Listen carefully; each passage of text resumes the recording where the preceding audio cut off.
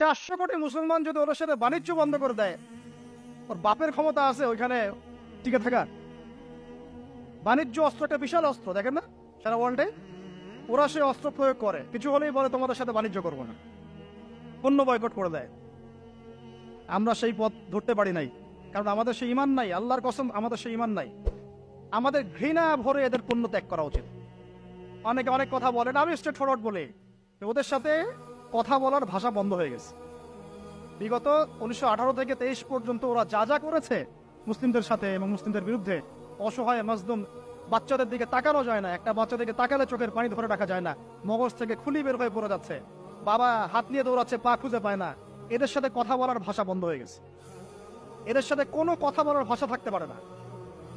এদের সাথে শুধু কয়েকটা ভাষা থাকতে পারে। এক, ওদের সাথে কোনো তেলের বাণিজ্য হবে না। আমাদের ক্ষমতা নাই ভাই, আমি জানি আমার ক্ষমতা নাই, এবং আমি এত জোরে কথা বলেও কিছু হবে না, এইখানেই বন্ধ হয়ে থাকবে হয়তো। কিন্তু আল্লাহ তো শুনছেন যে আমাদের মনে কি আছে। আল্লাহর কসম, যদি আমাদের ক্ষমতা থাকতো, শেখ আহমদ দিদাত বলেছিলেন এই কথাটা, ডক্টর জাকির নায়েকের ওস্তাদ, আপনারা চিনেন না? উনি বলেছেন আমার কাছে যদি একটা পারমাণবিক ওয়েপন্স থাকতো, একটাই মেরে শেষ করে দিতাম আমাদেরকে। উনি এই কথাটা বলেছিলেন। আপনার লেকচারটা দেখেন, এটা আমার কথা না, উনি বলেছিলেন। শেখ আহমেদ দিদার, ডক্টর জাকির নায়েকের উস্তাদ, দেখে নিন। তা আমি এই কথা বলছি না, আমি এই কথা এই কারণে বলছি না যে ওদের মধ্যে কিছু ভালো মানুষ আছে যারা ওই ইসরায়েলের মতো রাষ্ট্রেও এই বিষয়গুলো নিয়ে কথা বলে, প্রোটেস্ট করে, ইসরায়েল বিরোধী বিক্ষোভ করে, আছে, এটা সত্য কথা আছে। আমাদের নবীর যুগেও ছিল। আপনাকে একটা তথ্য দিয়ে রাখি, একজন সাহাবী উহুদের যুদ্ধের দিন সকালবেলা এসেছে, সকাল 9টা-10টা বাজে, তখন এসে বলছে যে সাহাবীদেরকে বলছে, রাসূলকে তো দেখতে পাচ্ছেন না, উনি কোথায়, উনি ব্যস্ত। সাহাবীদেরকে বলছেন, আচ্ছা আমার কি আগে কালিমার সাক্ষ্য দিতে হবে না আমি যুদ্ধ করবো আগে? সাহাবীরা বলছে আগে সাক্ষ্য দেওয়া লাগবে। তিনি সাক্ষ্য দিলেন, বলে আশহাদু আল্লা ইলাহা ইল্লাল্লাহ ওয়া আন্না মুহাম্মাদান আবদুহু ওয়া রাসূলুহু। এবার যুদ্ধে গেলেন। কোন যুদ্ধ? উহুদ। কোন যুদ্ধ? হয়তো যুদ্ধ কতক্ষণ চলেছে? 3 ঘন্টা, 4 ঘন্টা, 5 ঘন্টা হাইয়েস্ট। এর মধ্যে এই বেচারা শহীদ হয়ে গেছে। এই বেচারা শহীদ হয়ে গেছে। আল্লাহ নবী সাল্লাল্লাহু আলাইহি ওয়াসাল্লাম যুদ্ধের পরে লাশগুলো দেখছেন। আপনারা তো জানেন ওখানে একটা মানে আমাদের একটা বিপর্যয় ছিল, তো তিনি খুবই ব্যথিত। লাশের মধ্যে দেখলেন, আরে এই ইহুদি ছেলে এখানে কেন? একে তো ইহুদি ছেলে এখানে কেন?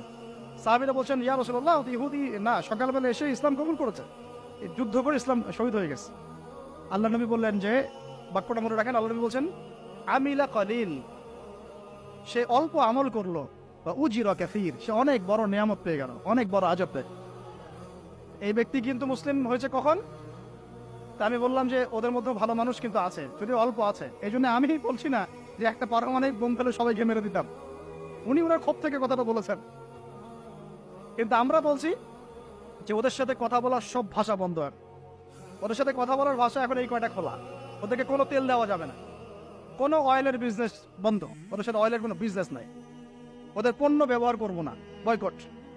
25% মুসলিম সারা ওয়ার্ল্ডে, মানে প্রায় 25 কোটি, না সরি দূর কি বলতেছে, কত কোটি ভাই? 300-400 কোটি। সারা ওয়ার্ল্ডের পপুলেশন মনে 800 কোটি, 850 কোটি।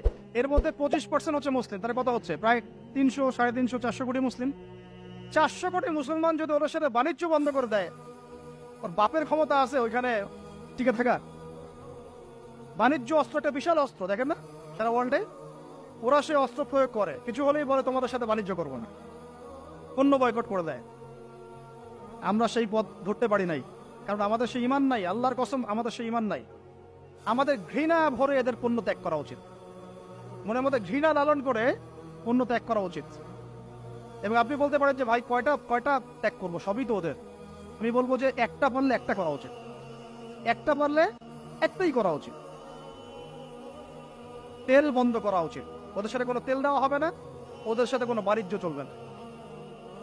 একজন ফিলিস্তিনি বা মুজাহিদ অথবা একজন শিশু জীবিত থাকা পর্যন্ত লড়াই চলবে। যদি 100% মুসলমানকে মেরে শেষ করে ফেলে, তবু অস্ত্র বিরতি দেওয়া যাবে না। আরবের সমস্ত রাষ্ট্রদেরকে একত্রিত হয়ে ওদের বিরুদ্ধে অস্ত্র ধরতে হবে। সমস্ত মুসলিমদেরকে এইসব ওয়াইসি টোয়াইসি ফেলেন, এইসব ওয়াইসি পিএলও হাবিজাবি সব রাখেন, যাদের কাছে সামর্থ্য আছে শক্তিশালী মুসলিম কান্ট্রি, ওদের সবাইকে এক টেবিলে বসতে হবে, বসে একটা রেজলিউশন পাস করে অনতি বিলম্বে এদের সাথে যুদ্ধের ঘোষণা করতে হবে। এদের সাথে কোনো রকম নেগোসিয়েশন, মুখের ভাষার কথা বাকি নাই। সব ভাষা বন্ধ হয়ে গেছে, একটা ভাষা খোলা আছে, হিয়া হারবুল কিতাল। এটা হলো লুগাতুল কিতাল, লুগাতুস সিলাহ। একটা হচ্ছে অস্ত্রের ভাষা, কিতালের ভাষা, আর কোনো ভাষাই বাকি নেই দেশে। আর আমার কথায় আপনি মনে করেন না যে আমি ইহুদি বিরোধী, আমি মাজলুমদের পক্ষে, জালেমের বিরুদ্ধে। আমরা জুলুম দেখে আসছি বিগত এই 100 বছরের হিস্ট্রি আপনি পড়ে দেখেন। 100 বছরের হিস্ট্রি। এখন বলতে পারেন যে এটা হলে তো পশ্চিমারা ওকে সাপোর্ট করা শুরু করবে, সবাই মিলে একটা মহাযুদ্ধ লেগে যাবে। ওইটা তো লাগতেই আছে সামনে, আজ হোক আর কাল হোক। আর চুপচাপ থাকার পরেও কি মুসলমানরা জানমাল ভূমি নিরাপদে রাখতে পেরেছে?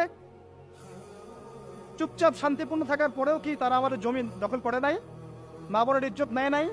তারা কি আমাদের ভাইদেরকে হত্যা করে নাই? তারা কি আরবদের উপর গলায় দড়ি দেয় নাই? তারা কি পুরো বিশ্বে ফাসাদ সৃষ্টি করছে না? তো চুপ থেকে মরার চাইতে কি অস্ত্র ধরে মরা ভালো ছিল কি না? ওদের সাথে যুদ্ধ নতুন করে শুরু হয় নাই, এটা ভুল কথা।